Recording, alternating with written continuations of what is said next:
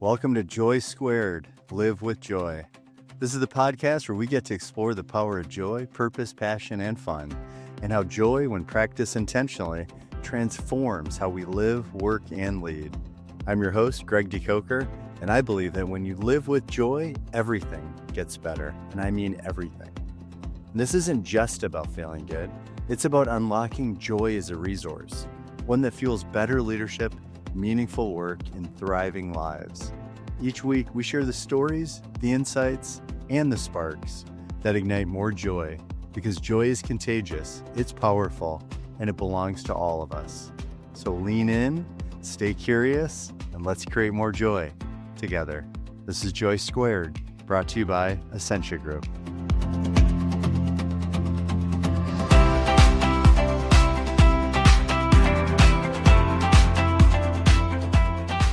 Welcome to the JOY² Live with Joy podcast. I'm your host, Greg De Koker, and today is a very special episode, not just because it's the first episode, but because my guest today, Jamie Mason Cohen, is the reason this podcast exists. So thank you, Jamie. And before we get into that story, I really wanted to kind of share a bit about Jamie, his career, and the difference he's making. So I'm going to dive right in. So as a keynote speaker, presentation trainer for Fortune 500 companies, and podcast host interviewing thought leaders like Seth Godin and Daniel Pink, Jamie is known for creating moments of clarity that change how leaders think, listen, and lead, often in seconds. He worked behind the scenes for Lauren Michaels and was awarded an International Innovation Award in Education by TED Education. Jamie brings rare credibility from both boardrooms and high-stakes creative environments.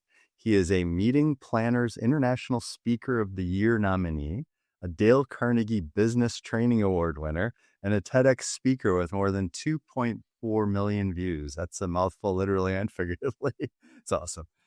He's also a certified executive leadership coach with the Leadership Circle and has delivered leadership and mentorship culture keynotes and immersive workshops in over 30 countries, working with executives across healthcare, finance, technology, government, and professional services. His clients include Sun Life Financial, Novo Nordisk, Sanofi, Regeneron, Canada Life, Baker Tilly, Vistage, Tech Canada, the University of Western Alumni Association, and the Ontario government. That's his professional, basically, update and introduction. And I'd like to just share who Jamie is for me. Jamie's been a constant source of creativity and inspiration since I've known him.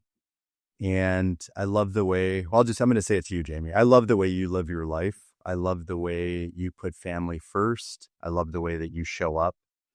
And you're an amazing man, entrepreneur, father, husband, and friend. You've been committed to personal development and human connection as long as I've known you. We met at a men's weekend, which is an amazing weekend. And I'm proud and grateful to call you one of my best friends. I'm really grateful and honored to have you here and for everything that's led up to this moment. So thank you and welcome. Wow, Greg, thank you. What a way to start your podcast with, first of all, I'm honored. And with that introduction, I feel like you've been doing this for 10 years. I wish. I think you have, actually. Well, we're going to talk, right? Because the first question I wanted to ask you was, like, you've been literally telling me for years that I should start a podcast. I mean, it's been over 2 years and maybe even almost 3. So, what did you see in me before I saw it in myself? Well, you mentioned that men's weekend, which in a summary, that was a personal development weekend for men to learn about themselves. And I didn't know you. There was about 40 men from across Ontario there. We were all in a bus. I felt awkward. I didn't know anybody except possibly one a little bit. And the thing that stood out in that trip from the beginning was that you were the leader of this group. These were strong, successful men from very different backgrounds. And your energy, your ability with a certain quiet confidence to lead, to connect with other people really stood out to me. I mean, I had traveled I'd lived in different countries like New York, like you mentioned. I worked for Lorne Michaels. I lived overseas in Malaysia. I had been around, and right away I thought that guy has a certain quality that I wanted to find out more, the kind of quality that I would look to as a friend, as a mentor. And we didn't really become friends at that point, but I did see you over the course of that intense 4-day weekend really stand up, not just as a leader in our group of 40, but there was about 220 men, probably a little more, give or take. Right. You stood out amongst the entire group of people who came from across North America. And afterwards, we ended up connecting in these follow-up activities that these men's groups did. And I didn't usually put myself out there in that way because I can be a little bit shy, even though I speak for a living. But I said, I'd like to connect with you. I even told my wife, Right. I said, I have a bit of a bromance crush on this guy. And my wife laughed. And so I said, I'm going to put myself out there. So we connected. And what I've noticed of you in those last 12 years is you have what Chekhov, the famous playwright, when he would teach actors, he would say, imagine there's a light coming from your heart and it's extending outwards to other people. And that's a way you can connect. So visualize. And as you're listening to this, it might sound a bit far-fetched, but a takeaway might be if you're feeling a little bit down, if you're feeling like you're not making a difference in connecting with people, imagine a light coming out from your heart and shooting out or connecting out to each person you meet. And I found that you do that naturally. Is that when you said you're calling this a podcast about joy, I thought, well, that is so fitting for a man who I've now known for 12 and a half years, 2013, somewhere in there. Yep. And you have that ability, like Chekhov instructed actors, to exude light through your heart, through your being. And I thought, what better way to extend the impact that those who know you see that light extending out through your heart to people around the world, to experiencing it through an audio or a video format. And in the world we're living in now, connection is key. With AI, connection is going down. There's a loneliness epidemic where 1 out of 5 people say that they're lonely at work. And so we need to hear from you, and we need that message to not just transmit through you, but the power of social media to transmit well beyond the actual interview that we're having. Wow. I'm just taking all that in. That's really special. Thanks for sharing that. To hear that, I'll probably be listening to this, especially at the beginning, multiple times, especially when I'm down. I mean, and we're going to talk about this a little later, but it's like, what are those things that we can do, to, when something's blocking joy, what can we do to kind of remove those blocks? And, listening to that introduction, was very, very humbling and very special. Yeah. So thank you for seeing that in me back then and since. And it was interesting because for the last few years, and you're like, Greg, you got to do a podcast. You got to do a podcast. Like, I couldn't hear past the noise. I couldn't see past the clutter, Jamie. And I know I've shared this with you before. It was feeding, the idea of starting a podcast for me was feeding my worst inner critic, the thing that I would say in my head, that I'm really busy, not making a lot of money. Right. And it was just feeding that. And I was like, oh, podcast is just another one of those vehicles for me to be really busy and, not making it about money. And it's not just about the money. Right. But that's the conversation I've been in for a while. Right. And I got really present to kind of my own suffering, things that I did that kind of created, the ripple effect and really just in taking full responsibility for my life, I got really aware of how much suffering is going on. I know this podcast is about joy, but just a bit of background, and I know, but I've seen and I've heard, people aren't happy at work, and you mentioned it. I mean, it's the largest disengagement in employees in the last 10 years. Gallup calls it quietly quitting. And getting kind of present to my own suffering, getting present to other people's suffering at work, at home, everywhere in between. I was like, I really want to inspire and energize and empower people to live, work, and lead with more joy. So thanks for encouraging me, you know, to do this. Like it really, you know, I've known my purpose for a while, which is to co-create more joy in the world. Like I've known that for decades, and this is really a vehicle to help do that. And then my goal is to help make a difference. And I wouldn't be here. We wouldn't be having this conversation if you weren't. And to the point, full transparency, like there are times when I know we're meeting and we're having, whether it's a Zoom call or in person, and in my head, I'm like, God, if he brings up the podcast again, I'm going to just like lose it. I'm like, how do I not get angry? Because I know it's coming from a good place, but I literally like, that's what was coming up for me. So thank you for not giving up, you know, on me, not just regarding the podcast, but you know, in our friendship too. You've been a constant and unwavering source of support and love and joy, you know, as well. So, great to be here. So yeah, what a way to kick this off. So I'm going to dive into the next question right now, which is, you've reinvented yourself and launched kind of new chapters many times. What has helped you say yes before you were fully ready? And that's kind of for anyone listening where this resonates. It's also for those perfectionists out there and those recovering perfectionists like myself that want things to be perfect before kind of starting that next chapter or launching something new. So, you know, I'd love to hear, you know, yeah, what's helped you say yes before you were before things were perfect, before you're 100% ready. Well, when I worked for Lorne Michaels in my 20s, he has that famous line that says, the show's not ready because it's finished. The show's ready because it's 11:30 on Saturday night. Right? So you had big budgets, you had a million problems happening on those sets.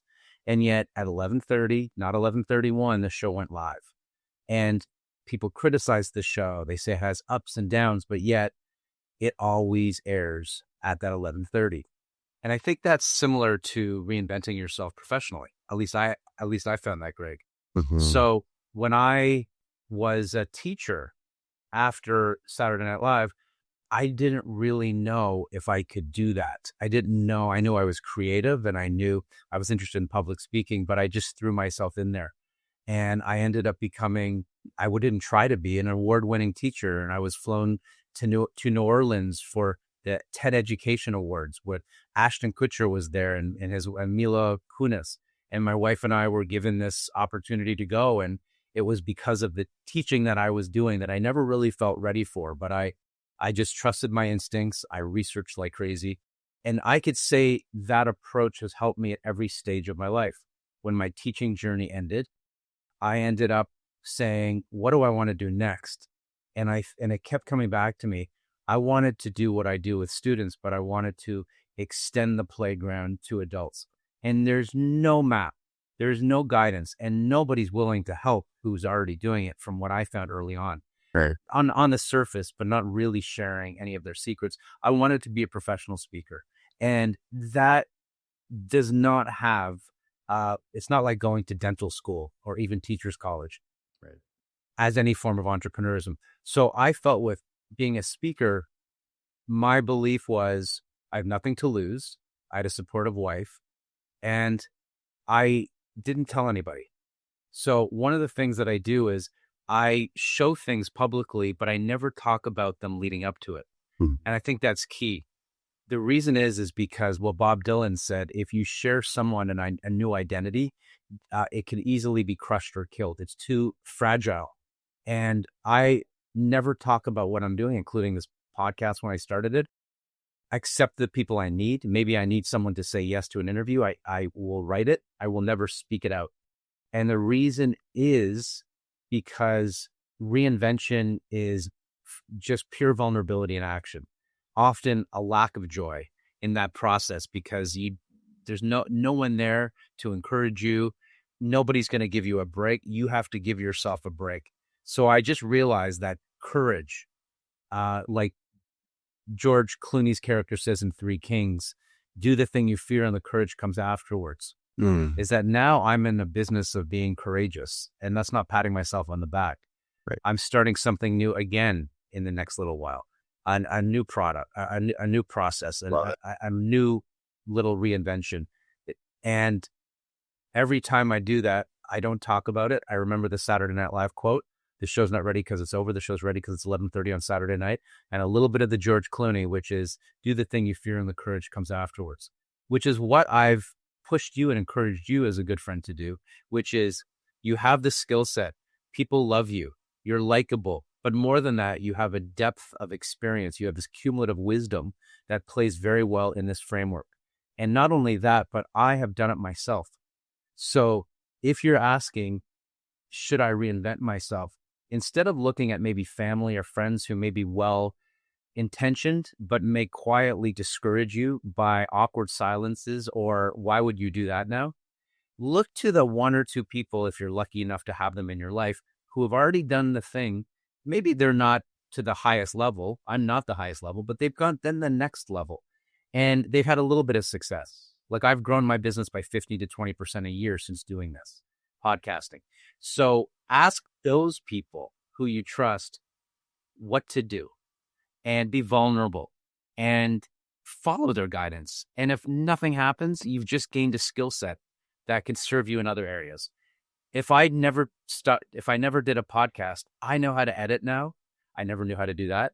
I have a much better style of interviewing than I previously did. And that transfers to conversations with people outside of podcasting. And it's made me a better public speaker. So the skills I learned by practicing out loud as a professional podcaster, because I'm being paid to podcast now, those have served me in various areas of my life. So do the thing you fear and something good will happen. I love that. And it's almost like the public accountability. A lot of people say when you have that goal, when you have that new thing, share it with some people, share it with a group, they'll keep you accountable, right? And they'll keep you on track because often we'll break promises to ourselves easier than we will to other people. So, but it's almost like you haven't needed that kind of accountability in everything you've done. You really, incredible at self-accountability. Like when you kind of make a commitment, I mean, you're probably one of the hardest and smartest working, people I know. The way that you work is really incredible. So is there anything else you can share in that? Like just as far as, sometimes people say, don't wait till you get motivated, right? Just start taking action and just do it. And your advice to me was, because I had like 100 things that I was stressing about. And I'm like, what about this and this and this, the guests and the shooting and the editing and the promotion and the pre-launch and the during and, how do I post it? I got to now write copy for each episode. And, and I had a whole list, right? It seemed like it was 100 things and you're like, don't worry about any of that. Just focus on getting out there and start interviewing. Just have a few, right. And it's been a few months. It's not like I just dove in last week I pulled the trigger, right? I mean, working on the logo, working on the name and, and all those things, but it literally you were the inspiration behind just do it. Don't worry about any of those details, which I loved. I think that's great advice. Yeah. You can easily get caught up in analysis paralysis as you spoke about earlier in different words. Yeah. That I don't believe in public accountability, right. But if you do, that's great. And I think that might be even some people who are more extroverted. They like sharing and connecting before something. And I think you're no one is fully one or the other. Daniel Pink says we're ambiverts. Sometimes we're extroverts. Sometimes we're introverts. I think you're more extroverted. You gain energy from connecting with people and sharing. I don't all the time. I'm more of a situational extrovert. Yeah. And right. the situational extrovert is I gain power through writing things down. So to answer your question, there's two things. One is the hardest part of reinvention is getting started. Yeah. So the hardest part of this podcast experience for you, and you're not alone because it was for me too when I started, and I had no intention of starting a podcast before I did, right. was getting started. So that's why I was abrupt with you. When you said, let's talk and let's express all the different components of podcasting, I said, we can do that. I can talk all day about this. Right. But we're never going to help you get launched of this thing if we don't just do the three most important things we need. We need to set you up on this platform, which you have now. Yep. We need for you to start calling guests after you name the podcast and come up with a theme. So maybe that's another one. Right. And then I'm going to connect you with a editor who is going to help you do the technical things beyond the AI that's built into the system that you're using now. And if you have those 3.5 to 4 things, Mhm. All the other things, the promotion, the marketing, the sponsorship, all those things will follow. They'll flow out of that, and you can pivot and grow. And so that is the takeaway for you watching this. If you're trying to start something, Mhm. you already know this, but what we know we don't always act on is the hardest part is starting. Just start somewhere, even if it's a false start. Like a painting, you make a stroke and it's not the stroke you want, you can always paint over it, or that stroke becomes something else. Right. And life is like a canvas, like everybody's making it up as they go, including the biggest podcaster, if we're using that as a metaphor, Mhm. like the Stephen Bartlett of Diary of a CEO, Mhm. Joe Rogan. They both said, even though those are extreme, those are unicorns, they started somewhere with very little equipment and they just pressed play and started, Right. as I did as well in my first one a few years ago. And the last thing I want to say is I don't believe in public accountability for the very reasons of most people only show up at the finish line. I've noticed that when things are going well, people call or email out of the blue to get a piece of that thing that they perceive that they're seeing. It's not being cynical. I just see that consistently. It's kind of Right. a fact I've seen in life. And so that's fine, right? If those people show up when they do, great. It shows me that that what I'm doing is perceived to be successful on some level. When I started the podcast, nobody called. Mhm. Now I get about 3 to 5 emails a week from successful people asking to be on my podcast. Wow, I love that. So what I would suggest you do as an alternative to public accountability at the beginning is, I'm looking around here. I usually have a journal with me, is to get a little journal and to write down what you want. Simply write, I want the following. This Right. is what Ask and It Shall Be Given, the Hicks, Jerry and Esther Hicks, Law of Attraction, which I believe to a degree, but you actually have to do things in order for them to come, not just think and feel it, is I write down, I want to start a podcast, or Mm. I want to write a book. And I don't tell everybody. I just tell myself. And when I write it down, it becomes like engraved on a trunk of a tree.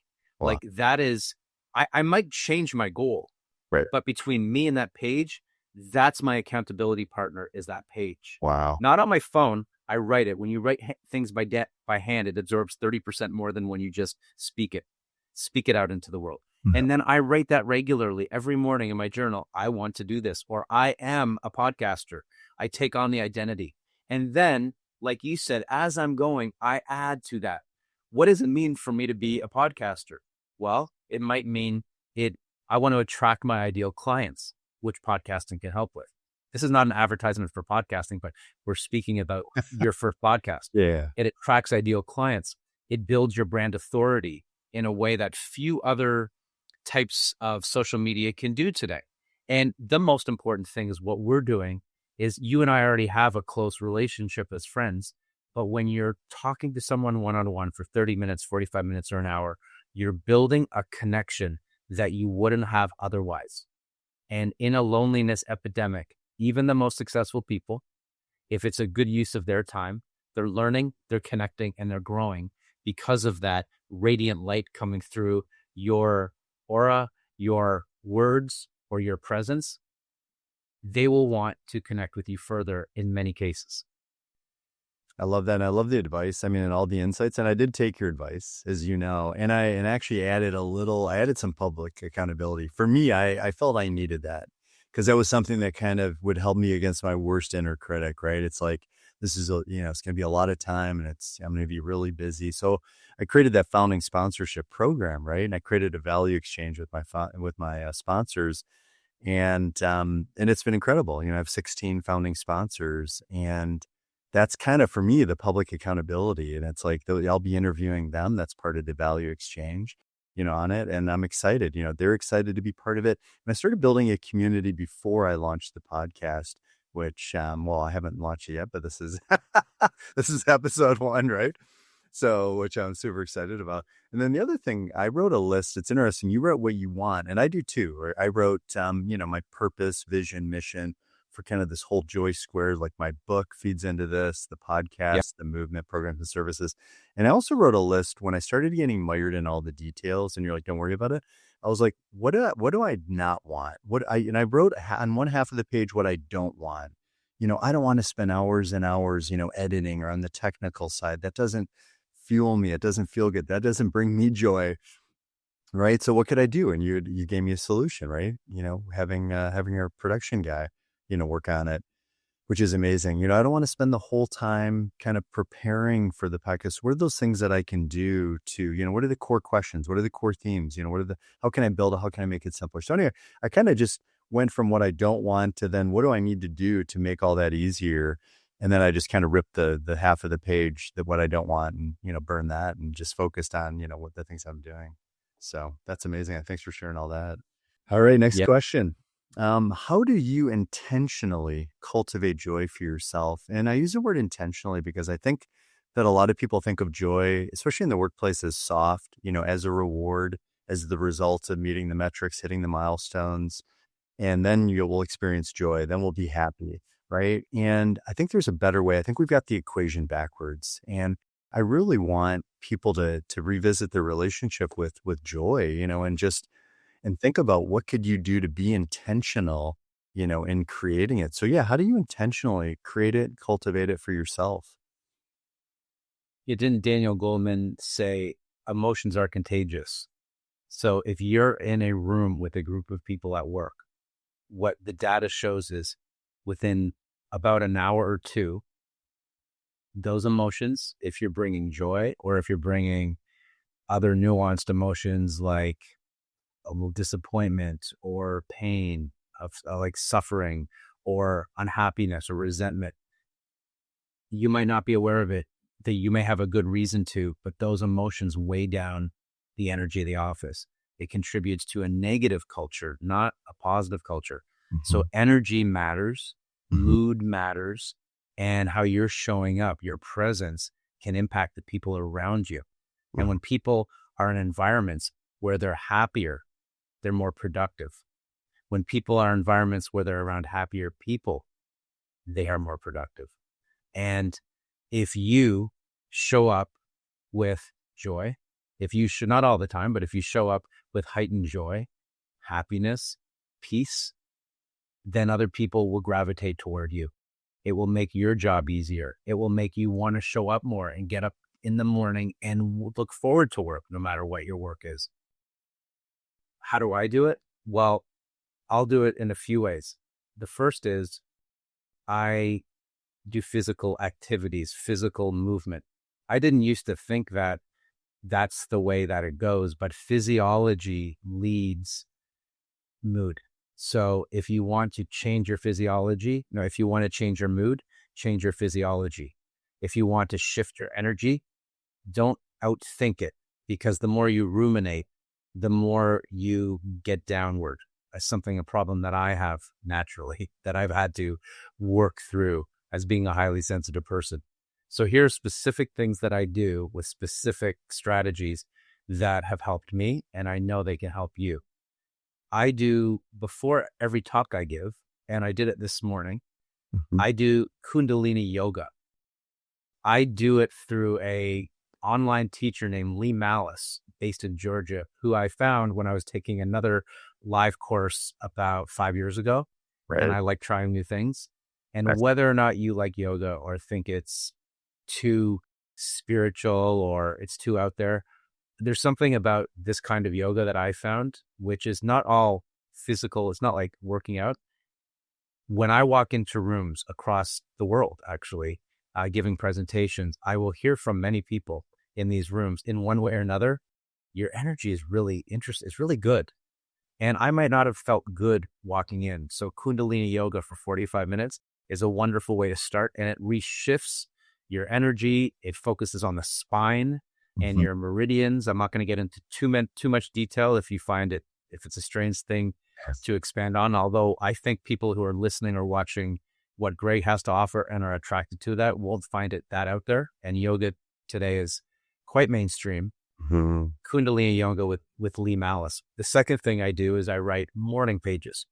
So I have the book behind me on the bookshelf. Julia Cameron wrote this book. about several decades ago, and people have different names for it, free writing or stream of consciousness writing. Right.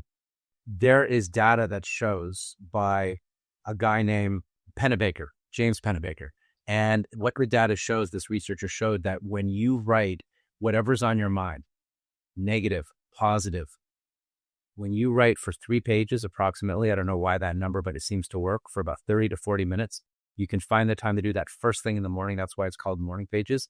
It alleviates that mud, like Lao Tzu said, the mud settles and the water is clear. The water is clear in your mind. And so it allows you can dwell on what's bothering you. You and I have talked about things that are upsetting us this week or last week. Well, one of the things that was upsetting me, I've spent the past 4 days writing about it every morning. I wrote a letter to the person who was upsetting me. Abraham Lincoln did that. He called it a hot letter, Right. but he didn't send them. And when Abraham Lincoln was, after he was assassinated, historians went into his office and outpoured a stack of notes. And those notes said, never sent, never signed. Because Lincoln, who said malice, charity toward all, malice toward none, he Right. did not send about 98% of the letters that he had composed by hand, which were vitriolic and angry and annoyed at his generals in various battles. Like to General Meade, George Meade, he wrote a letter and he never sent it, even though George Meade almost cost him the Civil War. So write a hot letter, free write. And what Pennebaker said in the research is that if you write down something that's bothering you, so think about that thing that you and I spoke of, or the thing that was bothering me. I was very angry at a person in an organization who I thought was inappropriate and unethical. I wrote to that person at the head of that organization, unedited. This is what happened. So Pennebaker said, if you do that, if you write out the facts, even though some emotions got into that letter, Right. here are the facts. Here's what I thought of it. And then I let it go and I do it again the next day. And I do that 4 days. It will take down the temperature of that anger, that hostility, that resentment by upwards to 50 to 60% just by doing that. Wow. So Kundalini yoga, 2 is morning pages or free writing. The third thing I'll do is just physically work out, right? Your audience knows this, but, Yeah. and probably many of you do. I find that lifting weights changes my whole thinking process. Again, physiology before thinking or rumination. And I will distract myself. So I will combine things. So I'll combine habits. I will work out and then I will listen to the new singer I'm listening to, Youngblood, who did a cover for Ozzy Osbourne called Changes. And in my life professionally, I'm going through changes now. And so I'm almost in tears. I'm feeling emotions that I wouldn't have felt even if I'm playing Youngblood at home. I'm working out in a gym. I'm going somewhere or in my space. I'm listening to music or an audiobook to distract me. And that's a healthy distraction, not drugs, not gambling, not porn or other negative distractions. These are positive distractions that can help. The other thing I'll say is, I know you do this because I see your Facebook, is walking in nature. Right. So whenever I walk in nature, my first thought is, why don't I do this more? Why am I not going outside? No, we can't. We're in February in Canada and the Toronto area. So now is not a time maybe to do that, although it couldn't hurt. But when I can, when you can, late March, April, May, June, get out and get in nature. Again, the data backs it up. It's healthy. In Japan, don't they call it sunbathing? It's get out, some vitamin D, go for a walk. Mother Teresa said, I walk because my problems can't keep up with my walking. And that's where I look at spiritual masters in different traditions. All were walkers, popes, Mother Teresa, Forest bathing. What? Another, do you have the Shinrin Yoku? Forest bathing is another, really, kind of experiencing nature. And I think that's another way to connect with people, connecting with nature. You said we're starving for connection. I mean, people were missing out on that in social media. That's another beautiful way to connect. And doing this, you don't need a podcast to do this, but sometimes I go inward and I go into my own retreat, my own refuge, but sometimes I go into my head too much. Sometimes the best thing you can do is speak to a friend or speak to someone who you really trust, who can be a vessel or can hold space for you or can be a witness to what you're going through. And we're lucky if we have those people. I feel you're one of those few people. I've said this to my wife. Greg is one of the few men I know, of different, interesting, successful men that I've known in my life, who understands when one man shares something that is difficult, what to do with it. And it's not an attack on all men, but I think sometimes men have trouble with vulnerability. Women do too, by the way. But middle-aged men like us sometimes don't know what to do with vulnerability. Right. They get awkward. They try to fix it, or they just sit there like a statue. And so I think having conversations and reaching out to those few trusted people who are not just in it for the transaction, who are not just in it to get something when things are good, those are the real friends. Those are the keepers. And those people are the ones to share with, because in that instance, that can be something that can help as much as anything, is a true conversation, even if it's for 15 minutes or a text. Like, your texts are magical. Like when Greg De Koker texts you, no matter what's going on with him, you can feel, and you can't always with the text, the tone. The tone is encouraging. It's supportive. It's, I got your back. It's like, you're awesome. And sometimes people just want, as a friend, for you to bear witness and to be encouraging them when they're not seeing it within themselves in that moment. Wow. That's incredible. And it reminded me too of the way that, when you came up to me during one of our integration groups, I think it was called our I group, right after that weekend, that men's weekend. And you had just kind of said, no one's ever said this. No one's ever come up to me and just kind of said, hey, listen, like, I can't remember exactly what you said, but you're just like, I like how you showed up. And, there's something along those lines. I like how you do show up. I would love to get to know you. And it was, it was like you said, it was kind of a bit of a bromance. And typically guys, we're not as good as far as putting ourselves out there and being vulnerable. And you definitely put yourself out there, and we might not even be here having this conversation and develop that relationship had you not done that.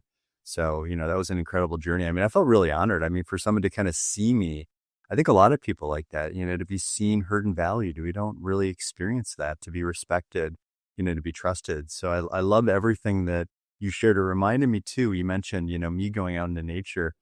And I remember that, like, let's say I wanted to do promoting one of my retreats, and I wanted to go, do a video, and I'm already in my head, and I'm already thinking it, and I'm scripting it. It doesn't feel very natural. It doesn't feel very fun. Doesn't feel very me. And I'm like, okay, I'm going to go do the stairs, cause I can kind of listen to a podcast. I can be in nature and I can exercise. It's kind of like not multitasking as much as it is. I kind of called it habit stacking.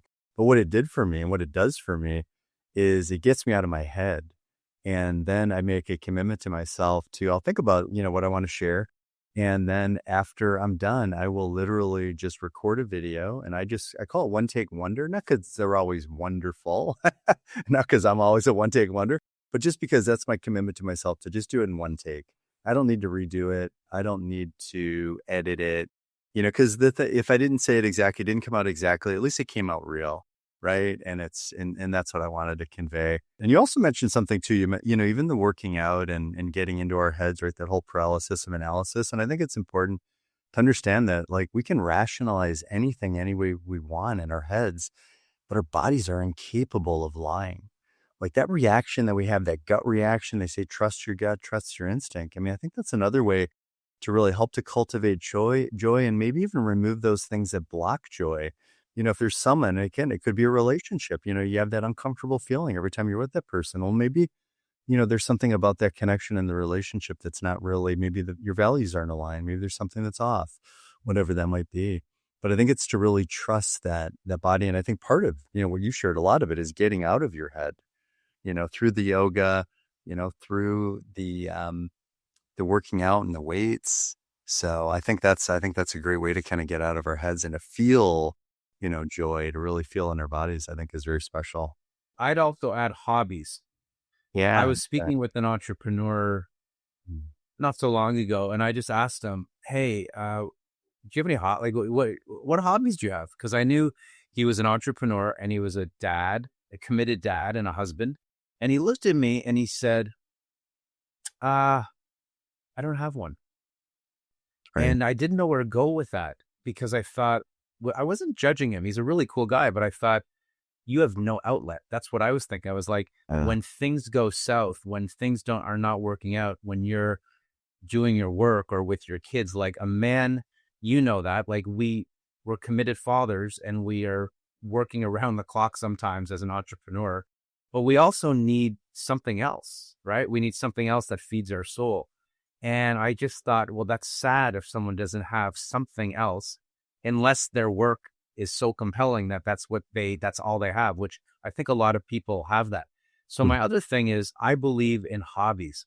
And also the science and data backs that up is like I do large scale abstract painting. I yeah, haven't done it recently because I've been so busy, right? right. So I need to get into it. But what is the hobby? What is your craft? A friend of ours, Tom Petersall, who's an entrepreneur, he's a brilliant woodworker. So he does these woodworking masterpieces that I have the cookie, like this wooden table in our family room that is like the centerpiece. And I'm so proud of him that he does that. And so all these things are wonderful. The one thing I would add is get yourself a hobby or reinvent yourself, and don't put aside a hobby, because that can be the thing that can get you through difficult times as much as any of the physical exercises or the writing activities that we've talked about. I love that idea, and I think also too when you're doing something, whether it's a creative exploration, like painting or woodworking, or I'll do wood burning occasionally. I'll find some driftwood and wood burn some stuff on it. I find that one thing it does is it does get me out of my head. If I'm kind of struggling with something and there's something that's upsetting me and I haven't really figured out, like, what do I do with this? Or how do I let it go? Or where do I put this? How can I learn from it? How can I take that positive and move forward and look at it as a lesson and leave the rest behind? Why am I still carrying, the anger, the sadness? Sometimes that'll get me out of my head and a new idea will pop in because I'm not totally focused on it. I'm completely, like you mentioned, positive distractions. I love that. So I'm thinking about something totally different and then an idea. And it's like those inspired, it's that inspiration that kind of comes in when we're not necessarily trying so hard or gripping so tightly to figure it out, right? That we just kind of let go of it. And often the solution will show up or a way will show up. And you made a great point there, which is if I ask you this and I can answer this, the best moments or the best things in my life often came when I wasn't aiming for them, Yeah, right? right. My Yeah. relationship with my wife, I Mm, came out of a bad, breakup I was grateful to be out of. I was engaged to someone else mm. in my early 30s, and I was devastated that I made such a bad choice in terms of I haven't spoken to that person since. We weren't aligned. I was mad at myself, not at the other person. We get engaged And and disengaged, apparently. yeah, disengaged, right? Literally disengaged. And so I ended up getting set up with my wife through my sister. I wasn't looking for it. I didn't want it. And I just said, okay, fine, I'll go on a blind date, which I don't remember the last time I had done that. And Right. it right away we hit it off. And even my best speaking engagements, like I have this long-term partnership with one of the biggest companies in the world. I wasn't looking for that. I was over here saying, oh, I need to focus on these companies and these types of associations. But Mhm. then over here, I got this opportunity. Do you want to pitch this company? Oh, whatever. Okay. I've never worked with a company like that. And now I've worked with them since 2019, and they are like the jewel of my working relationships. So sometimes it's dangerous. Actually, it's most of the time it's dangerous for our psyche, for our even the people around us. It's not productive if Mhm. we are thinking too close to what happened. Why is this happening? It's Yeah. okay to feel sorry for ourselves. Yeah. But if we are too quickly trying to make sense of it, like you and I are, we're similar and like we're meaning makers. We want to make sense in meaning and the whys, and we're looking for the vision and the purpose. That's okay. But if we're going through a difficult time, like what you and I both shared, I would give myself the advice is, Jamie, stop trying to make sense of that decision, what Yeah. they did. Yeah. I don't have control over that. God grant me the strength to accept the things I cannot change, the courage to change the things I can, and the wisdom to know the difference. Right. Know the difference. Rumination, going over and over again, Yeah. is not helping me. It's not helping my family, and it's not helping me to sit in this. I need to feel this. Yeah. But I can feel this through meditation by John Kabat-Zinn. Great course on Masterclass, or take the course for free. I can sit in it. I can do yoga. I can write it down. But whenever I feel ruminating, switch. Do one of these things. I don't care what you do. Don't sit in your own shit and ruminate on feeling sorry for yourself. Feel that, but feel it and then distract. And then the best thing in your life will come through and you will fall upwards. What you're going through now, I have no question, you will fall upwards. What happened to me last week, because it happened to me, I didn't ask for it. Professionally, something very annoying happened. Right. Every time something like that has happened, rejection is redirection. It's true. Right. I do fall upward, and so do you. And so do people if they believe that those people left or something didn't happen. Something better is going to come in its place. Another door will open. These are cliches, but they're cliches for a reason, because they've helped people and people have seen results because of the belief in certain aphorisms or mantras or beliefs. And that's one of them, or multiple ones. Is don't just look at joy, look at what removes from your life, the people who are removed from your life, the situations that were toxic. When you remove toxic people and toxic situations from your life, good things will flow in. So say good that happened. Not everything. I wouldn't say good. But if negative people left your life, instead of trying to grasp on or find out why, let them go. Thank God they left. Right. And new people will come in. Maybe not right away, but like my wife said, 2-3 months, something comes in the moment you expect it the least. It shows up and you're like, oh, I didn't see that coming, and the timing is perfect. And they say nature abhors a vacuum, right? So, I mean, whatever you're kind of getting rid of, I mean, there's that space that will be filled. So I love that. You brought up a lot of good points. And one thing I really want to highlight that I really love and I talk about often is not dismissing or diminishing your feelings, right? I mean, because you said a few times, like, feel it. And I think that's important, because I think, myself included, like, I can easily just try to bypass the negative feelings because that's not, who I am and my essence, but the thing is, it's like, it's a real feeling and it's something that I'm going through. So for me, it's like feeling it, really feeling it. And the hot letter, I think that's a great way to kind of get it out. I always say better out than in. I love that you write it, but don't send it, because often that can make things a lot worse, right? Just to kind of get it out of your body so you can read it. So feel it. And then, but don't marinate in the negativity. Don't ruminate in it, as you said. So again, that's easier too, to honor the way that you're feeling, but not let it take you off course. What are those things like Michael Beckwith? I love that 3-step process. Like, cause I've been intrigued with how people let go of stuff, cause it's like, what do you do to create joy? But also, what do you do to remove those things that block joy?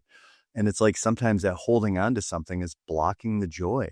It's like, and I've asked probably minimum 50 people, like, how do you let stuff go? What's your process? Like, how do you think about it? How do you do? Is there a physical part of it?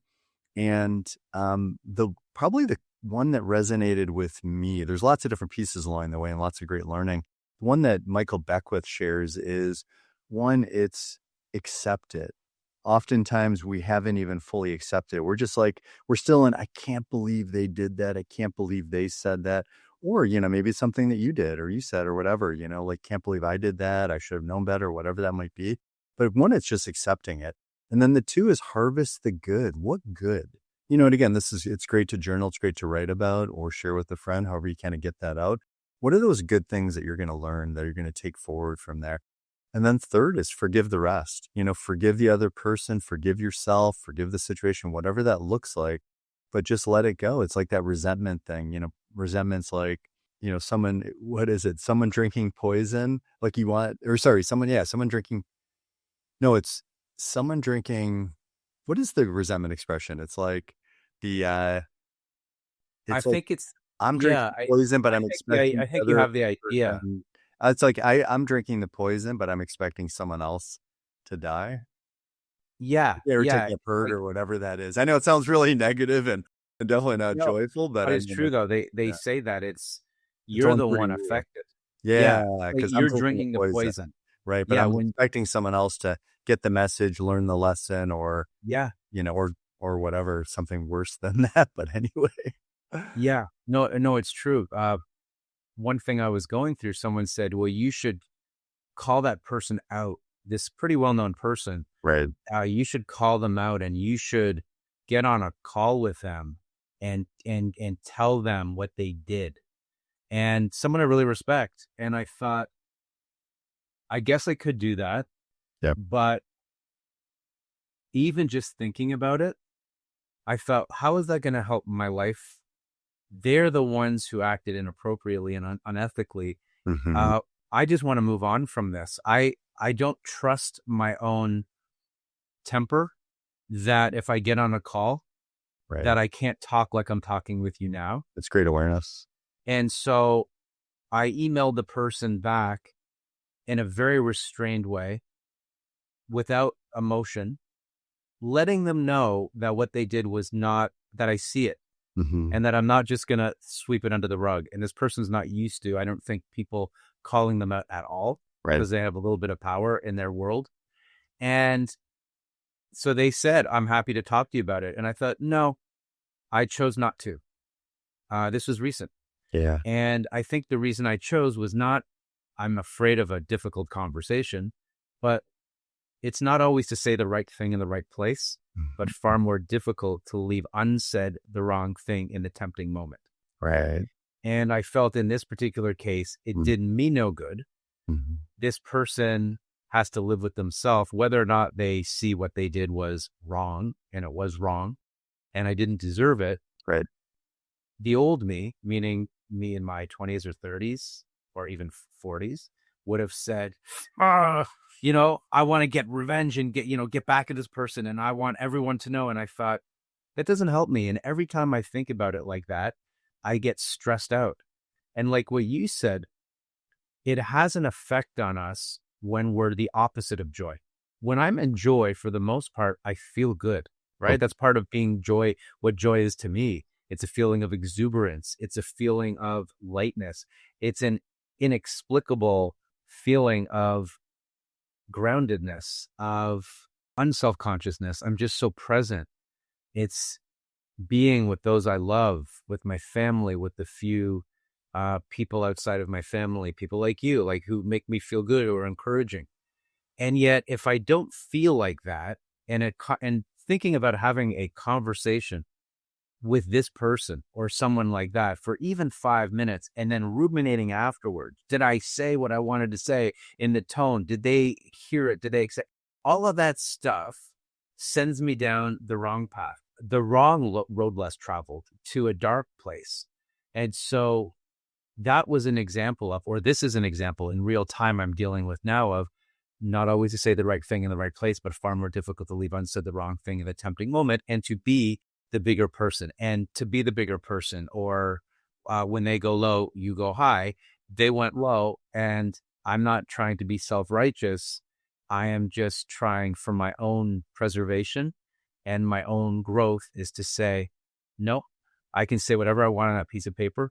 I can tell those around me how I mm, feel, which I have, yep. but it's going to end there because I'm not going to go down a path which might make me spiral into feelings of sadness, disappointment, anger, self-doubt, all that stuff. Life is hard enough. And like you said, I think an important part of this conversation for me is it's not just about finding joy. Yeah. It's about removing the barriers to joy, and to be able, with self-awareness and with good friends like you or therapists. I've been to therapists several times in my life Mm, who are more objective, and the right therapist can give you a little more room and space to see yourself in a way that's gentle, but yet it's insightful, to help remove the barriers or the core issues so that joy can naturally flood in. I love it. It's like even Mel Robbins talks about let them, right? She's got her book. She has a podcast episode. She mentions that all the time, like let them.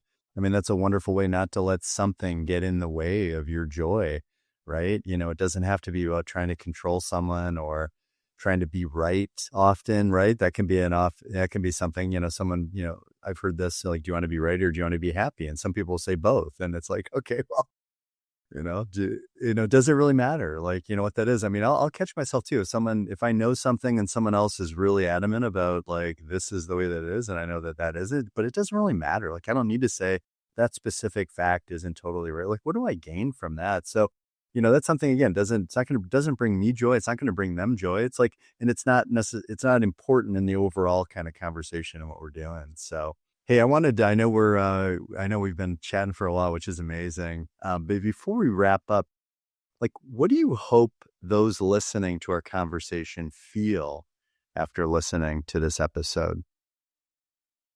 That you're not alone.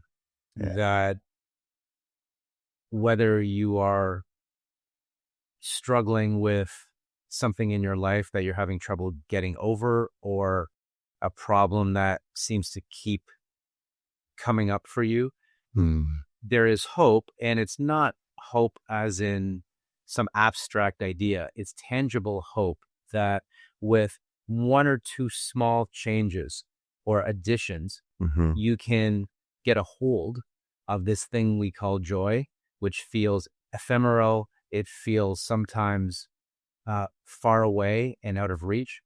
With whether we talked about physical activity, which you already know, but getting back even in the winter, which it is now, where we are, whether it's yoga or morning pages, writing the hot letter, it's walking in nature, like you said, forest bathing. It's finding ways to remove an obstacle that is impeding your joy and having the courage to look within and say, this keeps happening. Why don't I just try something new? Why don't I find a healthy distraction to sublimate this negativity once I feel the pain into something positive? Any of those specific actionable things, I'm sure will help you. It might not help you the moment you do it, but over time, even a week will make tangible changes in your life.